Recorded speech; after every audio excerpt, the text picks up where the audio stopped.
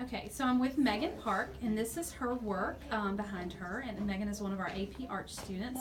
So Megan, if you wouldn't mind, tell us a little bit about your focus this year in AP Art. My main focus, since I'm a 2D design, I was focusing on using eyes as a sort of conduit to display like different principles and elements, mainly emphasis. There's more so emphasis than everything else. That's what kind of connects all of them together through the eyes. You can point out things and I'll follow you. So, like on this one, there's emphasis in the eyes because they're blue while everything else is still black and white.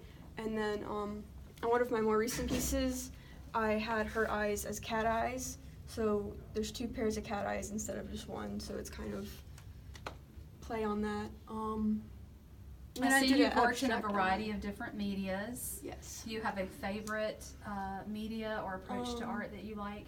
I have seemed to find out that I like multimedia art, mainly layering, because I like how I can layer with it. I can do a base coat of watercolor, and then I can go over with pastel or colored pencil, and then I can like outline with micron and other things like that. What, in your opinion, really separates a design portfolio from a drawing portfolio? The main thing that separates the two is that design, it's not focused on realism or the actual quality or like technique of rendering. It's more so about the composition, how you use the elements and principles to get across what you're trying to display. In like different ways that you can use them. Have your other experiences as a student at Northwestern helped prepare you for that? Are there any certain courses or experiences that kind of helped you kind of be prepared for doing that as an AP student? I would definitely say that the like art classes leading up to this class really helped, especially the Art 3 3D and Art 3 2D. I'm sure they're different now, but in 3D it was focused a lot on abstraction, a lot of non-representational things we had to create, and then in 2D design there was more rendering, but there was still some of the non-representational abstraction and things like that. So in this year, you've been through honors, portfolio, and now AP. What would you say has been your biggest obstacle or challenge that you've had to face?